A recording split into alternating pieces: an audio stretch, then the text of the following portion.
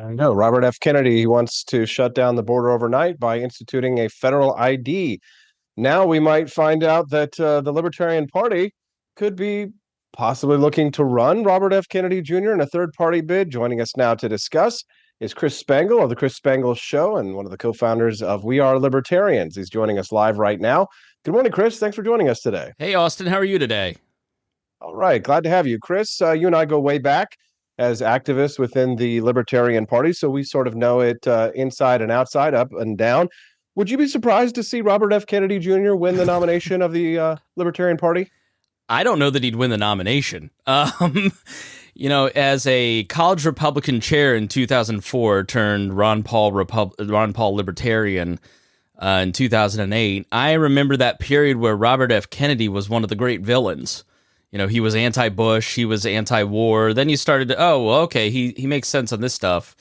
And then, he started talking about vaccines and other things. But, through that period with Bush, for instance, in one Rolling Stone article, I mean, he just made up flat out lies to the point that Rolling Stone had to retract the article because of just complete misstatements. And I think he has a very loose grip on the truth, which makes him perfectly qualified to be president. I will say I do not fault Angela McArdle or the Libertarian Party from taking that meeting. To be totally fair to them, if I were chair and Robert F. Kennedy wanted to have a meeting about getting ballot access as a libertarian, I would have that meeting. I don't know what happened in that meeting. I don't know that I've seen anybody say one way or the other what happened in that meeting. I would tell Robert F. Kennedy, I think just based on your policy proposals, I don't think you're qualified to be on the libertarian ballot for a variety of reasons. With Robert F. Kennedy Jr., you have some very serious policy proposals. Robert F. Kennedy Jr. to me seems like the dictator that the left thinks Trump is. Like just one thread that you sent me on plastics. My critique of Vivek Ramaswamy is that he wants to violate the Constitution, the rule of law, and use all these executive orders. But at least those things are for things that are libertarian, like ending the Department of Education and all of these different things. So, right, he wants to move us in a freer direction. But if you look at the Twitter thread on plastics, for instance, his 10-point plan is restrict hazardous plastics and chemicals, promote a national bottle bill, modernize recycling facilities, nationally coordinate an extended producer responsibility system, ban fracking, end subsidies for plastic producers. Okay, that's the good one, right? I didn't list all of them for the sake of time here, but how would Robert F. Kennedy do any of that? And if we're going to be logically consistent, when we all had major problems with Donald Trump using the federal government to nationalize for ventilators, is that not the same thing? I mean, he is. We've talked for almost 4 years about how the climate change issue will be used to. There'll be all kinds of national emergencies to start nationalizing industries in the sake of saving the planet. There's every indication that Robert F. Kennedy Jr. is that guy. Joe Biden hasn't been that guy. So I don't understand the flirtation on the right with Robert F. Kennedy Jr. I think, I've had some people say to me, like, I'm a single issue voter. It's about vaccines. What happened with mandated vaccines radicalized me to the point of supporting somebody that I have large disagreements. And I respected that person tremendously for just being honest that they're a single issue voter. And I can understand that as a logical equation. But I think as a Libertarian Party, if you're going to put up somebody who has so many different issues, like wanting to jail the Koch brothers and shut down AEI, Cato, Heartland Institute, like he said that in, I think, 2014. He wanted to try the Koch brothers for treason. You can't find two people who've done more to fund the libertarian movement over 40 years than the Koch brothers.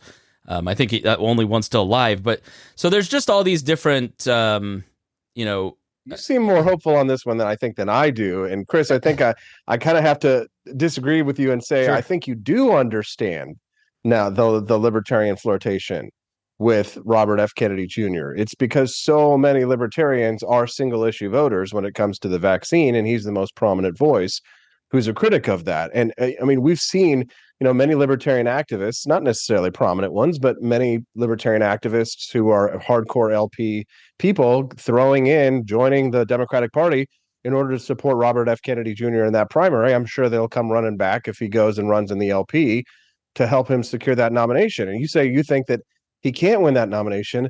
I disagree with you. I think that they absolutely would put up Robert F. Kennedy Jr. because, as you and I well know, the LP loves celebrity. They want a big name to put on the ticket because, I mean, listen, George Jorgensen wasn't that, but I mean, those factions, the Gary Johnson voters, many of them, they're still there. That not everybody was ejected with the Mises Caucus takeover, and a lot of those Mises Caucus people, they love Robert F. Kennedy Jr. I think he can win the nomination. You disagree? Yeah, you're probably right on that. Do you remember The Great Macho Flash by Michael Cloud? No. All right. So this is an old, back when like Nathaniel Brandon and the Advocates for Self-Government were training libertarians how to be normal people. They had this thing called the Great Macho Flash. You can Google it. I think the Libertarian Party of Minnesota and We Are Libertarians still have it up somewhere. But it basically describes like the way that old school libertarians and a lot of the Mises folks kind of see the way to convert people, which is just to aggressively shock the system and get your attention. And Cloud goes on to talk about how that turns people off, right? And this wing of the libertarian movement does have, they love tokens. Tulsi Gabbard is a liberal who loves Ron Paul's foreign policy, so let's overlook her love for the Green New Deal. Let's bring in Robert F. Kennedy Jr. because he's right on foreign policy and vaccines, the two issues we care about the most, which from Joe Walsh's interview with Angela McArdle, that was made very clear. Scott and Horton, the only issues that matter are this and the corruption. So yeah, I think there's that desire for big and splashy, and that has taken a back seat, which is kind of fulfilling a prediction that I had about the Mises Caucus all along, is that if you are in charge, you inevitably end up a prag because there is no way to run an institution without ending up being pragmatic. And look, our goal is to beat Gary Johnson, who wasn't a real libertarian, by the way, but Robert F. Kennedy Jr. I would have attested. Right. I mean, Michael Rechtenwald, I don't know much about Michael Rechtenwald, but the guy who's donating to Trump and starting Trump organizations and supporting the GOP and donating to Hillary Clinton, like that guy is a much better libertarian than Gary Johnson, apparently. Right. So but it's because he's got some heat. So the movement that was founded on those people aren't principled enough have inevitably ended up with we need to save our butts by finding the most famous person we can to run for office because we're losing 500 members a month in 2023. And I think that's a telling statistic that shows you that a lot of those people who were in Reno are not showing back up, because a lot of the people who, I was part of the Republican takeover of the GOP, or, so-called, all these radicals in the party were saying, oh, Mark Rutherford and Wayne Allen Root are coming and they're going to make the party the GOP. And, meanwhile, I'm like the most orthodox libertarian in the world compared to kind of where the movement's at now. I forgot my point, but the fact is if you're looking at, purity. You're talking about the Mises. I'll help you here, Chris. Yeah, no problem. You're talking about the ability of the Libertarian Party to nominate someone that reflects their values. Yeah. Robert F. Kennedy Jr. largely does not represent libertarian values, other than a few issues, which some people are very much single issue voters on. I mean, and you could understand why people will be very highly triggered during the pandemic with anybody who felt like they were forced to take a medical procedure that 100%. Against their will. I mean, those people have an absolute right to be outraged. Yeah. And I absolutely, support that. I don't agree with Robert F. Kennedy Jr.'s views on vaccines largely, but I absolutely agree with his outrage about the forced medical procedures. And so I understand why so many libertarians are triggered by that one. But then there's, of course, the question of, the fact that the Libertarian Party was and the Mises Caucus were looking very heavily towards Dave Smith to be their presidential candidate. Lots of them are really upset that he announced that he would not be running for president of the United States. To me, and I say this as someone who has, no hostility or animosity towards my former party at all, Chris. Mm-hmm. There's a lot of good people doing good work over there. I say this, as somebody who cares about them and hopes that they do well. They seem to be floundering with the fact that they've lost Dave Smith as a potential presidential candidate. To me, it's kind of like grasping at straws, the idea that they would nominate Robert F. Kennedy Jr. I mean, I almost would prefer George Jorgensen, just because at least she really was an orthodox libertarian to an extent. Although, again, not an ideal candidate. They had one shot, and it was with me in 2016, Chris. Let's be honest. Look, you could have ignited the party, and you would have appealed. You brought a coalition of people, and that's Robert Kennedy's appeal, right? I mean, he brings a coalition of Kennedy Democrats, the crunchy granola Democrats. He brings, a lot of different people, and politics is about coalition building, which I think has been the problem with the Mises Caucus and their takeover, is that when you push all the institutional knowledge out and you push anybody that isn't totally adhering to your kind of view of libertarianism, and you don't think Cato and Reason are libertarian, but then Robert Kennedy Jr. and all these populists that sort of suit your cultural needs are, the message becomes muddied. And that is they're violating the main promises. We're going to be bold messengers that are very clear. Meanwhile, okay, you're flirting with Robert Kennedy Jr., you're on stage at these rallies with like people who are not libertarian, but just anti-Putin and possibly paid by the Russians. The fact is the Mises Caucus did do an excellent job of organizing, did do an excellent job of training. The vast majority of people who are in the caucus their heart is in the right place. They're there to be activists. And they are kind of just walking away. I mean, I've talked to several people who've just kind of said, the leadership isn't there. They weren't nice to me. Some of these folks. A lot of them got rude. into it because they were hoping Dave Smith was going to be the candidate. And with Dave Smith, I think the problem with announcing that early, and I told my friends this, is that you may change your mind. And when you have a wife and 2 small kids, they're your priority. And running for president, running for governor, running for office, this. I've seen so many marriages strained. I've seen so many jobs strained. I've seen so many, if you're on the ascendancy in your career, as Dave Smith seems to be with young kids, I don't know why you would want to run for president, especially for the LP when it's completely thankless. So I don't blame him at all. I think his mistake was saying it so early and not finding a replacement and kind of setting that up and doing that all in public. And when I was on his show, I said, look, you guys are inexperienced. You're going to make mistakes. This is what I'm talking about, right? So if you don't understand politics and have never run campaigns and don't know what you're doing, you're going to do things that bite you in the butt. And this is one of those. So I think with the Mises Caucus, they've just kind of violated some of those basic principles. We're going to be ideologically pure. We're going to be bold in our messaging and clear. We're going to run Dave Smith and have the best libertarian campaign ever. Like, I disagree with Dave Smith on several things, on some cultural issues, immigration for sure.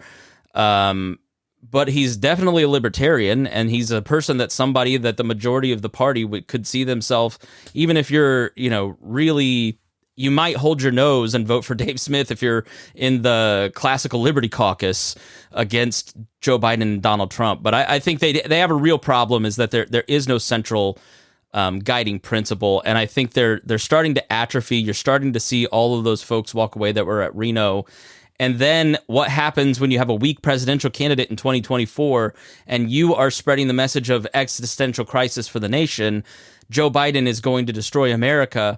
All those people are just going to go vote for Donald Trump because they're ideologically close to him. I will never vote for Donald Trump. That's what I want to bring this conversation back to, the Robert F. Kennedy Jr. factor. But let me reset real briefly for those who may just be tuning into the show. Good morning. I'm your host, Austin Peterson. We're grateful and glad to have you here. Thanks so much for tuning in. Don't forget to click like on the channel that you're watching us on, and subscribe if you're enjoying the content. 240 people watching us live this morning. We're grateful to have you, and thank you to rumble.com for putting us up top on the website today. They've been very helpful in helping us to spread the message of economic freedom and personal liberty. One of the best ways to support the Wake Up America show and rumble.com from cancel culture leftists is to subscribe to the Wake Up America show on a monthly basis through rumble.com. So if you want to do that, don't forget a portion of those proceeds, go to rumble.com, help them to fight back against the king of cancel culture, Burger King. I mean, when they pulled their advertisements this last week. I just started a Rumble channel this morning, Austin. For you, Chris. Liberty Explained. Go check out Liberty Explained. We Are Libertarians is on there, so is the Chris Spangle Show. But I really think that this platform has a future. I got demonetized on YouTube a few weeks ago. Rumble reached out and was like, hey, we'd love to feature your show to fight back against, this kind of cancel culture, because we need alternatives to the mainstream media and also the mainstream alternative media, youtube.com. They're not friendly to people like ourselves. Even when we're right about things like the lab leak theory, for example, we found out that the government was telling big tech to suppress us, even though we were right. But I want to get to that in just a moment, Chris, but we only have a little bit of time left.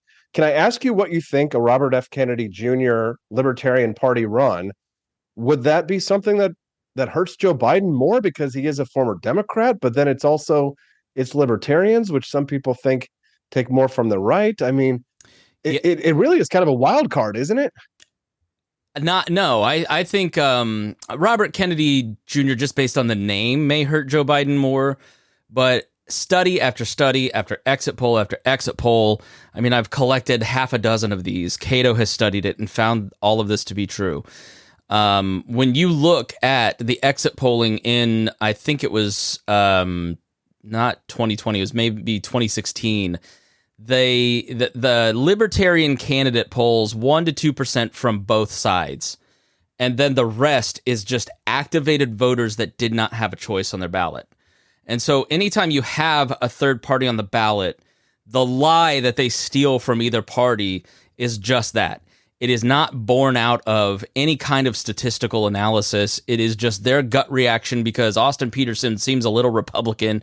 Robert Kennedy Jr. seems a little liberal, right? It's the fact that Joe Biden for a Robert Kennedy Jr. voter is as bad as Donald Trump, and they aren't going to vote for either of them, so they stay home. So does Robert Kennedy Jr. hurt Joe Biden? I think in this specific instance, a little bit, yes, because of the Kennedy name.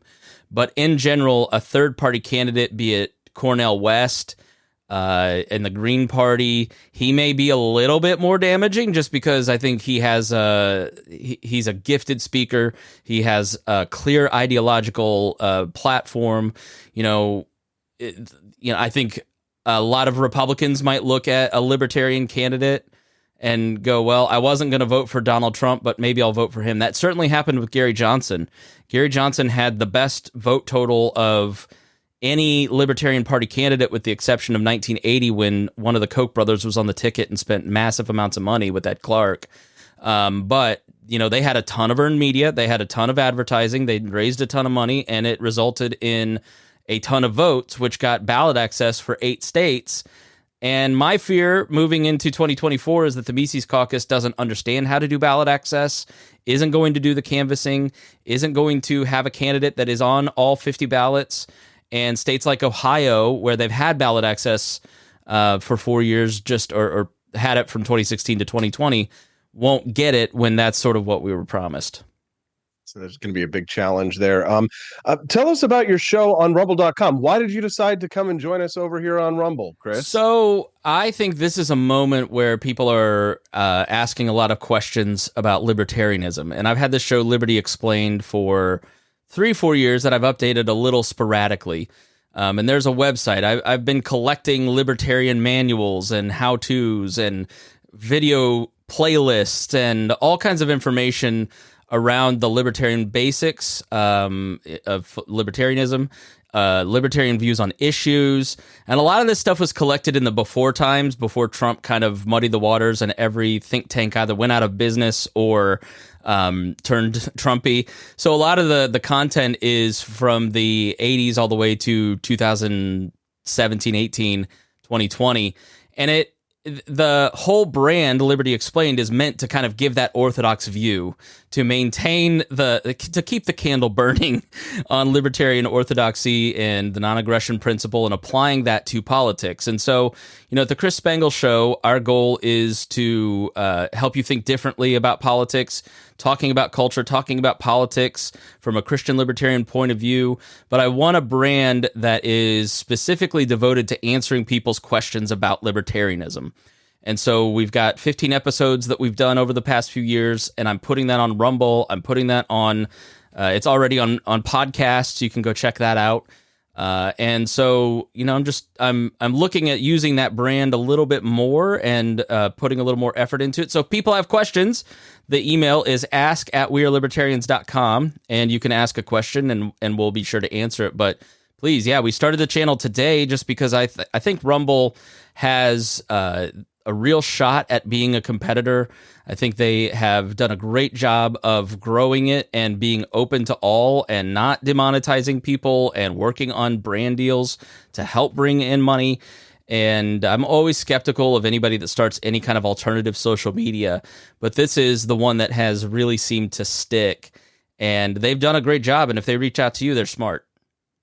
No, they definitely did. Thank you for that, Chris. They reached out to me after I got demonetized on YouTube, and it's been absolutely transformational. My wife and I, we started the Wake Up America show a year and about a month ago, and we started off with, about 20, 30 viewers.